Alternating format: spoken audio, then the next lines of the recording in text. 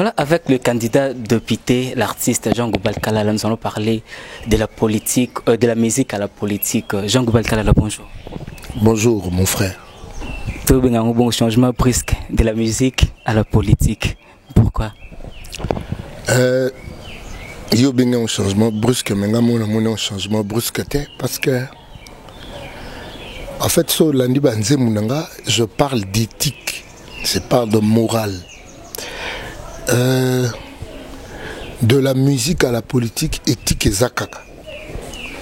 L'éthique que je chante dans la musique, c'est cette éthique qui doit accompagner l'homme politique en principe. L'homme politique, il faut se conduire suivant éthique, mokoboy.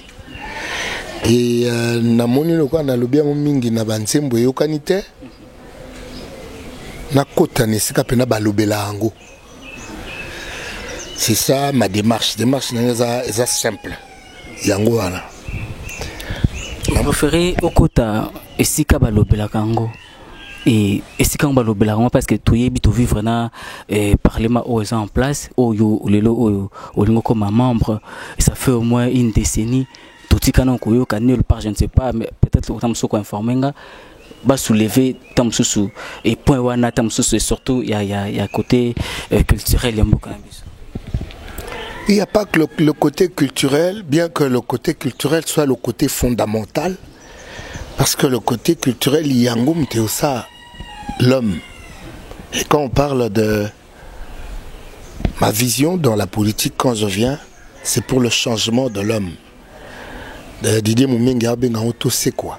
C'est-à-dire la restauration de l'homme intégral. Motomo Bimba, c'est quoi? Ça part vraiment du culturel, moi moulaï, parce que le culturel est qu'on appelle la somme. Il y a eu moto et qu'on occuper l'aspect physique naïe. Dans l'aspect physique il y a moto, on voit d'abord Azala, la famille, et puis pour Azala la bonne santé, tout côté santé naïe. Est-ce que quel est l'accès où l'homme congolais a na soins médicaux? Quel est son accès à manger? Est-ce que manger n'est pas facile? C'est-à-dire que le but restaurer l'homme. Bamakamonyo surtout comme le quoi matabishi de balbana le banzambe luka na ino bokonzi bwa likolo bisusu binso.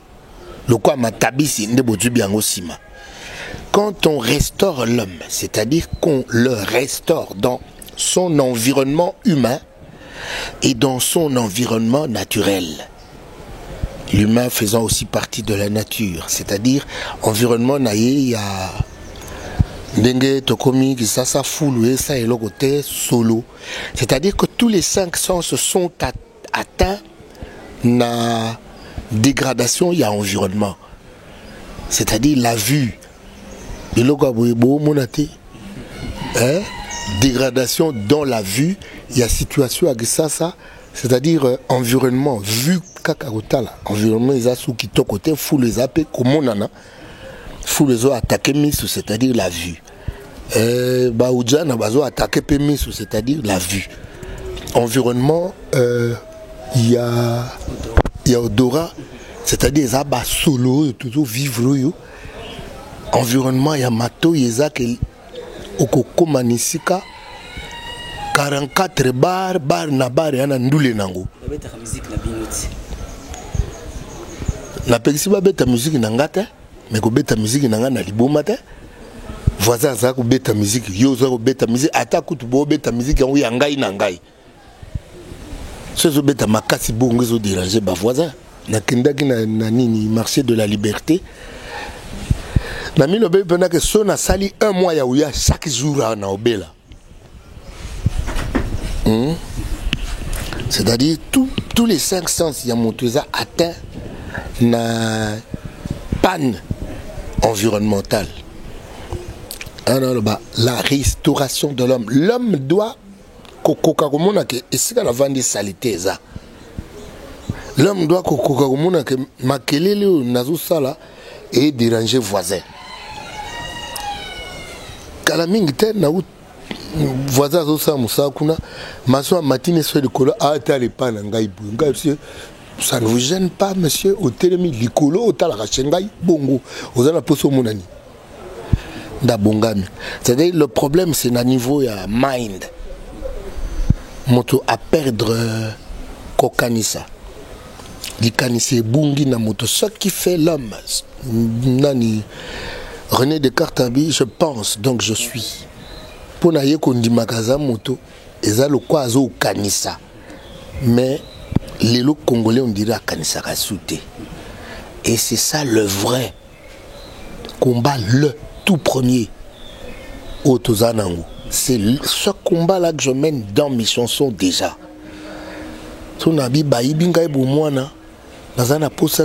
J'aimerais aller à l'école comme vos enfants. Je parle de la restauration de l'homme. L'homme doit, en dehors de Goliath, Zalamalamu, il faut s'instruire. L'homme doit s'instruire, c'est-à-dire comme une instruction, comme une classe. Comme une classe, instruction en moto. Belemani nezoya, c'est-à-dire moto à côté, il faut foutre ma malamu pour motiver à utangisa. En fait, le projet de l'homme, c'est le projet qui contient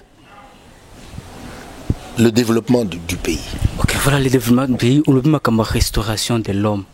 Boyembi, Jean Goubal personnellement, Oyembi, ba catastrophe naturelle nyoso, Oyembi bomoto, Oyembi ba yibinga bomana, Oyembi makambu o nyoso, batu bayoka ki Jean Goubal ayemba. Est-ce que musique yango moko en soi et que musique na surtout ko restaurer mutute tout en étant garder statut na musicien ou ko restaurer sous davantage mutu tout en étant toujours dans la musique et c'est un cas aucun n'est pas du côté politique pour l'occasion changer tant sous tout bakeno par la musique vous avez failli pour boyembi ba yibinga bomona boyembi yembi nature mais rien n'a changé ba solo ba nini yango bokoti bino moko sous na kati ya makambango.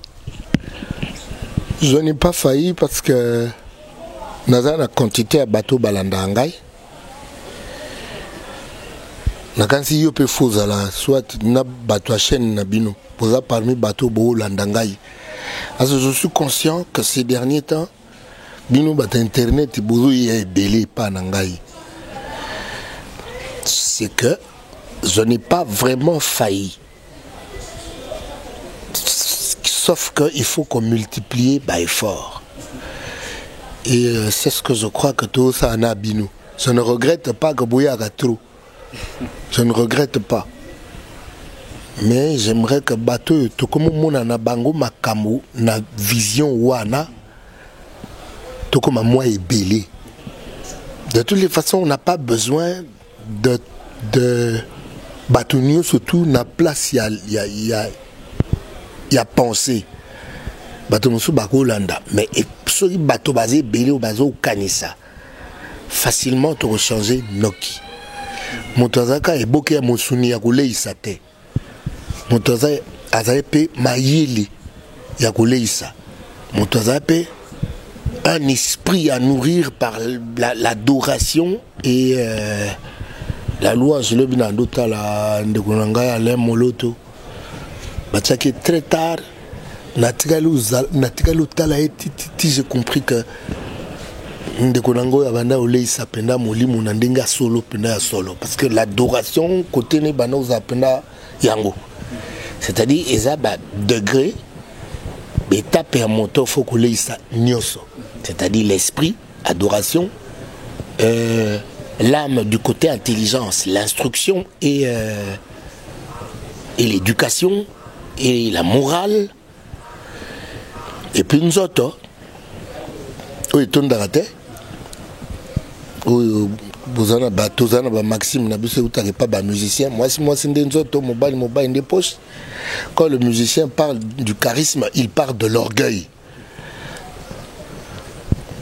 Ouais bien que ça c'est autour de charisme à l'axo lolendo. Mais ce qui autour de normal charisme ba l'axo Jésus Christ ba l'axo Mandela, voilà le charisme. L'axo Peler mo le quoi Hitler avec la charisme. Mais ça il a gagné mingi mbeba. Moto lokwa nani Lumumba pa il a charisme. Mais ce que tu n'as pas musicien charisme ça ni ba relaxo ba griffe. Ba relaxo de balata ba griffe et puis de ba boudara baninga. Voilà puisque petit ce charisme confond au expliquer charisme na recueil et tout à nous na secteur na bino et ba musicien na la zana charisme. Au vrai sens du monde on peut par exemple Mandela, ba Lumumba et ba news. Na ko zong selo question na ba musicien de tous awana na no mona ke neti Bob Marley. Spirit na niveau ba Bob Marley nani mona ba musicien na zonde wa bazana ba discussion mo ba bilamba ba discussion mo ba car ba discussion mo ya trop musuni le charisme kinda moi likolo kinda na li matériel moi mingi ndeko mona ba musicien na biso wana nani ko moni neti Bob Marley yango est-ce que pour osa l'incarnation moto faut et puis parce que biso toza ba congolais to apena façon biso mona makambo est-ce que le fait pour Jean Goubal ya Rosala ndemo lo bien avec ezayo oza un peu immatérialiste au plan côté wana ozala raté est-ce que musicien artiste oza déjà homme public il faut zala kaka na ba casquette oyo zala kana ngwana pour mono que oza homme de morale ba casquette on zala na répondre ndeni pour na yebianté ba casquette ya bikoti pena boy ndenge ba mona ka Jean Goubal na ba sortie officielle to moment tam Jean Goubal ça tam susu ta roza pitam na t-shirt ta roza tam susu na moi asani bongo relax normal. Natindi mutala nangata mutuna mutala vision na ye azana ndinga taila mokili natindi muta azalu kwa ngate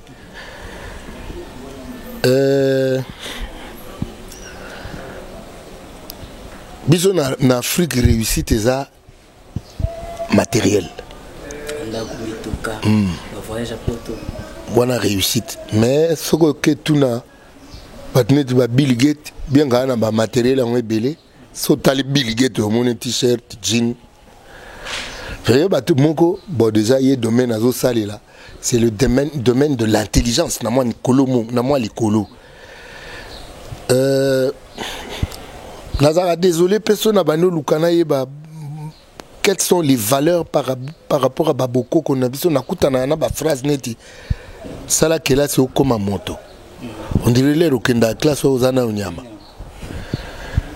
ba maxime belé ezoko ko boko la biso na société na biso za ba maxime ya moniato yango ezo suki sa biso na matériel yango mondela e ko coloniser biso po aye apesi whisky apesi mungu ayo teki bande ko nao on nous a colonisé les colo ya matériel le koso ya matériel Afrique ezo évolué te les colo ya le koso ya matériel. C'est-à-dire, tu gères aux la gestion à l'État,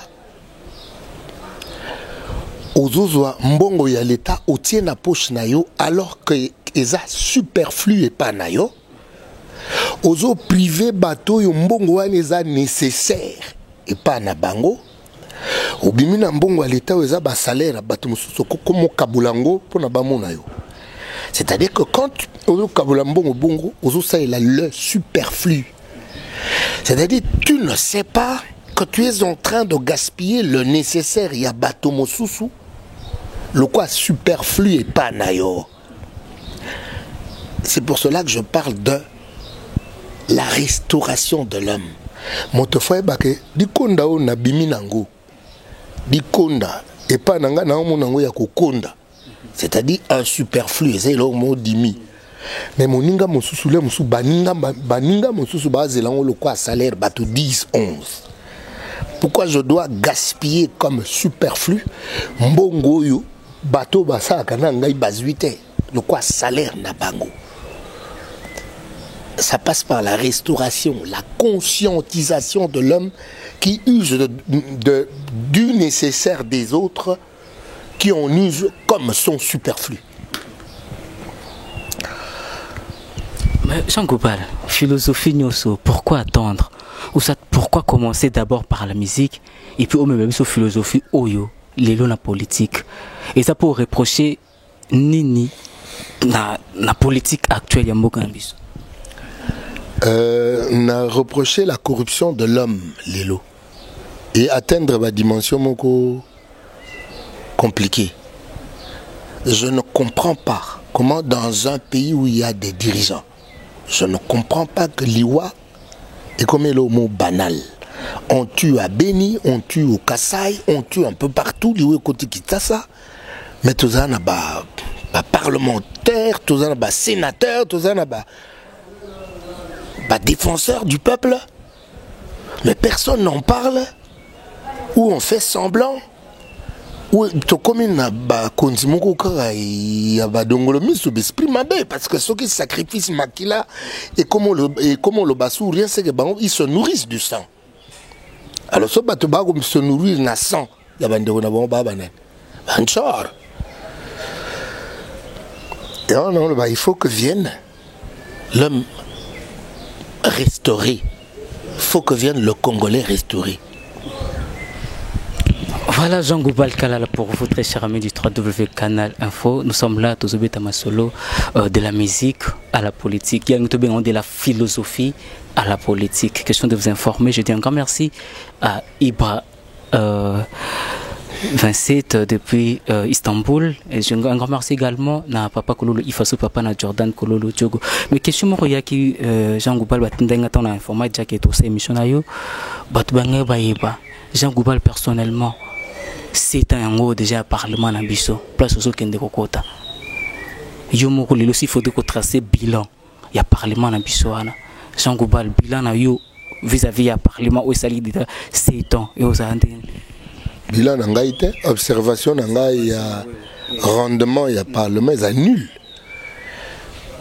ne ba loi ba salité mais nazo benga nul ndako yo ba voisin ba okota ba bomi bato nanko ba bimi ba kei ba inquiété bilan est négatif.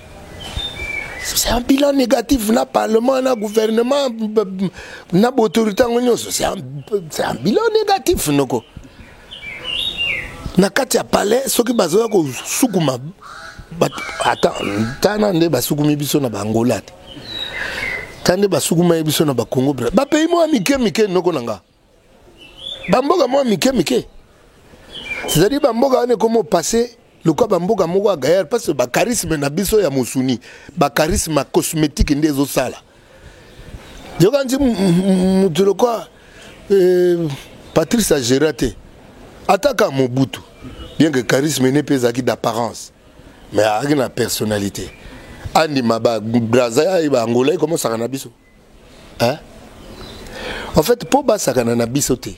Un peuple est fort quand il est instruit.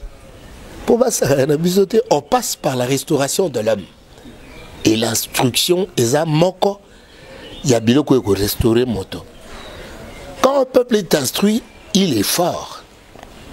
C'est-à-dire un peuple instruit, soldat n'a pas instruit, policier n'a pas instruit, musicien n'a pas instruit. Et pasteur n'a pas instruit, journaliste n'a pas instruit, politicien n'a pas instruit. Somme il y a instruction, on peut sa force. Bamboga mo dongi boye ya ça na bisota. Nasi na ganga na bicha ngamu na sefa kuna na gangi pensa. E bisi mtu wana ça na bicha nepse munete ngana ya ka kapo na beta musana nga. Je ne gagne rien ya ufandao. Rien. Lazina gangela muntu na Ghana ndengo en anglais. Toto bamba Ghana, leopard auto beta Ghana. I have nothing to do in your few Ghana, you know man? I feel Ghana like this. Nous avons notre Congo dans notre cœur et dans notre tête. Il faut que les gens qui dirigeront Mbaloyo qu'ils aient cette vision du Congo dans le cœur et dans l'intelligence, qu'ils ont cette vision de l'homme congolais dans le cœur, c'est-à-dire ozana kati mayele no na bolingo ya congolais na kati motema no ozana bolingo ya congolais ozana kati ya mayele na yo na kanda ya défense ya congolais. Nous avons besoin des gens instruits pour de vrai. Voilà. Jean Goubal par là, en tout cas, on a CP l'intervention. Est-ce que le lot aussi, il faudrait retenir quelque chose? Il faut retenir entre faire la politique et être un politicien. Retenir, faire les agosala, être les agosala. Cause à la politicien, ils ont dédouané, passion na ba feeling na bo moto. So ba passion no eza côté négatif au tika négatif. So ba passion no eza côté positif au tika positif. Faire la politique ou être politicien na mon nango. Les politiciens à Bisso, on peut s'impression derrière le fait d'être gouverné, tout gouvernant, et ça différent. Quand tu gouvernes, aux inférieurs, quand tu gouvernes, aux plus supérieurs. Batebele na banota bango ta on a dit jeune. Batebele ba ti lelo bazana pouvoir, j'avais beaucoup de respect et d'admiration pour eux. Mais je m'en suis repenti. Je les regarde maintenant et un peu que faire la politique. Je me demande comment j'ai pu respecter des gens comme ça. Dans ma jeunesse, qu'est-ce qui m'a fait que juste respecter des gens qui ne méritent pas? Parmi les politiciens na pouvoir, il y a des gens que j'ai admirés, les nagi jeunes. Nande bate nando admirer les musuka bakazaka. Mais aujourd'hui que na komi koyeba kota bo moto ya moto na mona bon ba prima ngondo olimbisa ngai prima ngondo pe na duye mabete me prima ngondo za yanke yo akopeso prix boro combien $200 oyeba ka on a $5 na komo mona bango bon ba prima ngondo pe na ya usana te par rapport à yani mais par rapport à tala ndenge zo salabat. Comment veux-tu qu'il n'y ait pas de gauche, pas de droite dans ma campagne politique?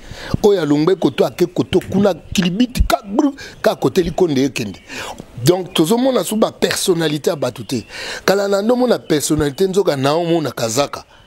Lelo na koki koye ba personnalité, c'est-à-dire moto azana force de caractère, ne ba vechichi ba alagi. On comprend que batuloko ba vechichi ba se belete. C'est-à-dire nga mutu musu na kotanga zane ti balunda bululu mutu mona mona ye na bio ouais via la force il y a caractère mais baza su belete baza su penze belete. Les gens que j'ai admirés quand j'étais jeune ne comprennent que bana ba prima ngondo, c'est-à-dire que a tcheba rwana za lokuta so boye ni moi kanya ke bimi a changé. Non, par là carrément vous parlez de la corruption. Baza facile à corrompre. Et puis, il y a un petit peuple qui se retrouve dans une situation, tout le monde na est, na beni, bazo kufa, quand on tout à l'heure, on est bambo comme Kennedy Braza, bazo massacré à mort, Angola bazo massacré, mais réplique exacte. Quand on pose la question, non, ma manière diplomatique est au pays qui s'abablo quoi. Au moins, une fois pouvoir, bon, il faudrait encore reprendre, soit et comme marteler les sources de plus. Au lobby en haut, c'est que yo sur le bien. La question est où on est au lobby makambe belé, au lobby corruption, au lobby qu'il faut restaurer. Il y a un gars là le bas, c'est que on a le bagage le quoi Christ au lobby en haut. Jean-Gouval Kalala aux candidat député et na Mwamba. Ouais, na Mwamba et puis na Lemba en tant que député provincial. Mwamba en tant que député national. Jean-Gouval Kalala, bon numéro qui n'est pas l'élection tout sous la piste au sujet oyo. Il y a un des assents tabou mikolo et vous créez ma kelele et comme il peut de l'argent et la racine de tous les mots. Les lots machines à voter et comme au top. Jean-Gouval Kalala aucune des élections.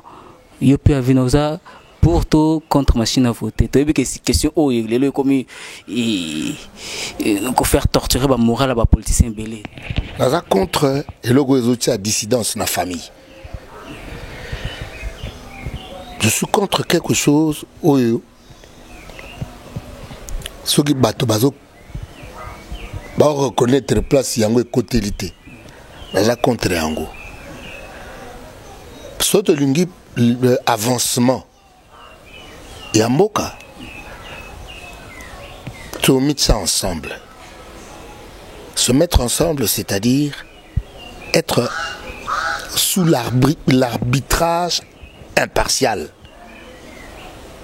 Mais j'ai comme l'impression que moi, parti pris un arbitre, et ce que je n'ai jamais compris, c'est-à-dire, n'était FCC, quand quelque chose sort de FCC, aucun membre de FCC faire voir que namoni awa to tamboli mabe. C'est ce que moi par le canal de professeur Nani kamana mutuna tanga moi mingi nabengaka la réflexion par procuration, c'est-à-dire il y a un cerveau qui réfléchit à FCC et qui dicte la pensée. Personne ne peut faire remarquer que voilà, tout mécanisme que ça brille. Et j'ai comme l'impression que nos positions peuvent être bonnes. C'est-à-dire, quand le leader dit à ta en erreur, personne n'a le culot, le toupet de faire remarquer que ndekwa namoni le quoi toko kendana mbunga toko kendana mbeba. Sota une avenue de l'enseignement wana baba le tondi ba parti politique au moins la pena idéologie au moins ga bilungia ba yanke est-ce que tozana nka na stade oyo toko mi benga mbogo to na 21e siècle to na stade ga bilungia ba tutilelo. C'est ça qui me fait mal. C'est en ça que nous devons qu'aucune restauration. Il faut éprouver tout esprit. Mais qu'est-ce qui fait qu'il y ait deux camps au sein des politiciens alors que le peuple souffre d'un niveau au Sakanaté? Mais Bango Bakabouani, opposition, la majorité. Entre-temps, la vraie opposition se retrouve dans le peuple. Le peuple a beau une machine à voter, balobango ya solo. Parce que le peuple a un mien. Pour brandir une machine à voter, tu vas pouvoir quand on a un lelo. Mais quand on a lelo, et ça n'est pas majorité. Mais le peuple qui est la majorité à Batouba Namia, il y a une majorité. Il y a une opposition. La vraie opposition, la vraie majorité, c'est le peuple. Et to commune à Tango, faut pas dire que c'est le peuple bokondinae. Peuple angonde yende susu. Bah ya ba pèse au 2000 francs. Au voter na yoga ba bi voter na yo. Au tiga no pega mandia. Prêtre ba pitsina tout monde anticiper. Le changement ce n'est pas ça. Le changement c'est que Motono son sika zali ko salé là à se retrouver. C'est ça que signification à changement et aux alawana. C'est-à-dire aux enseignants, bazo photo décemment, et puis aux la motivation, c'est ça que sera le changement. Le changement sera que biso ba musicien tous les gars ba politiciens na mbongo. Exact que politicien au kabela musicien pata. Il y a combien de temps que politicien kabela mbongo? Na ba massa ba politicien. Si on a vu que nous combatté, nous avons fait même on a fait master. La master. Jean-Goubal Kalala, une fois la politique, une fois qu'il y a des exercices, est-ce que c'est possible pour nous battre sur bonne musique Jean-Goubal Kalala? Samedi, dimanche, est-ce que c'est possible? Musique n'a pas déjà il y a foule, il y a plainte. Non, ataka ndingo sala rango sugi ya fulu tate ya sala wana ka no sala utam sotana chambo ndo sala. On peut ça bon jour moi rendez-vous avec l'honorable. Voilà ce qu'on a nommé ta musique en venant il y a dimension, c'est-à-dire le droit d'entrée nous a $300 pour na peuple va souffrir on a nango futa $300. Tina bête la peuple te sous $300 te goyate nada peme na cardinal Malula no école langaza bana pauvreté mon discours Batoubaouli ango eza ba discours ba animation te. J'ai un discours l'air mourir à moi l'écologie. Je suis désolé.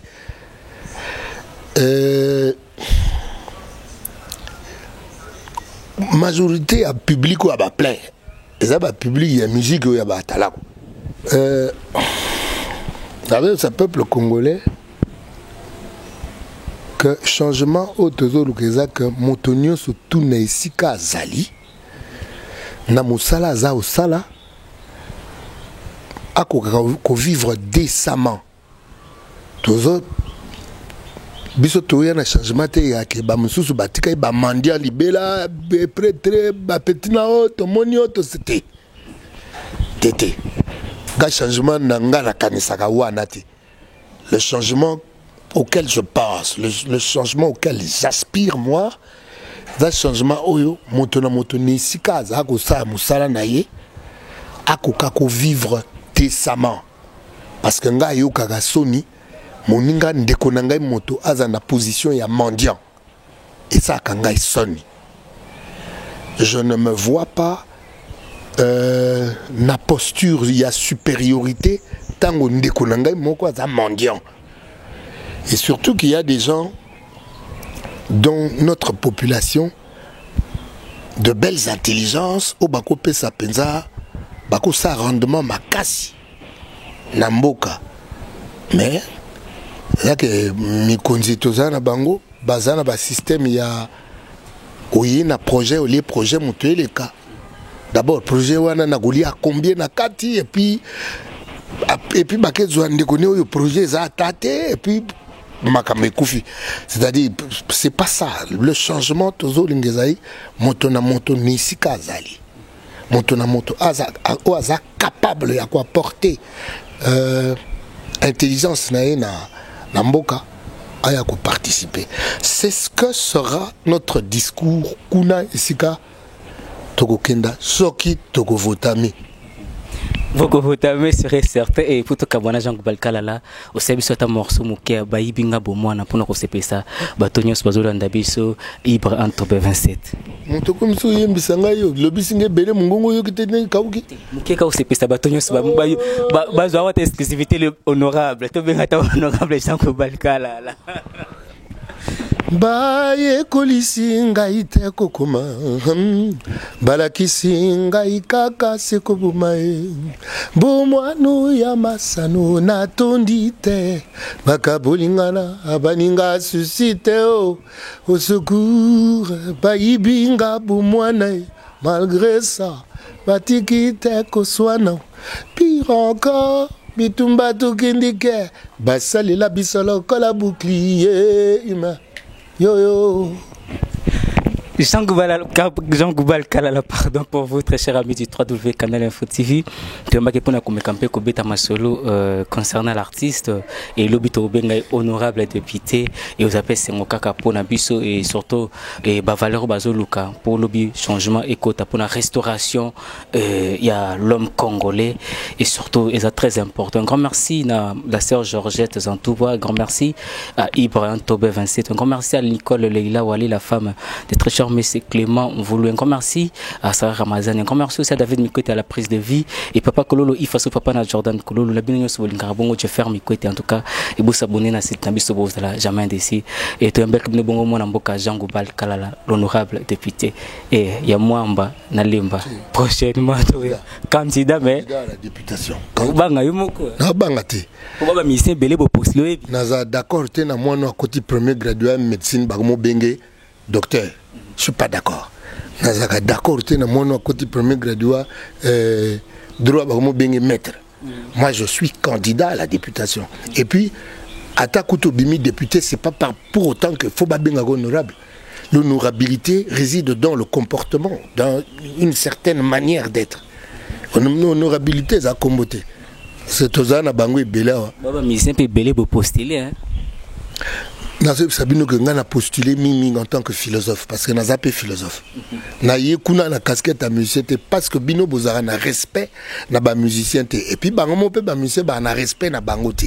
Je viens en tant que philosophe parce que le philosophe est pessamelié à sa philosophie politique et pessamelié à sa la philosophie morale voilà. D'ici là pour trouver très bien quand moi je ferme le côté je vous dis merci et bye bye.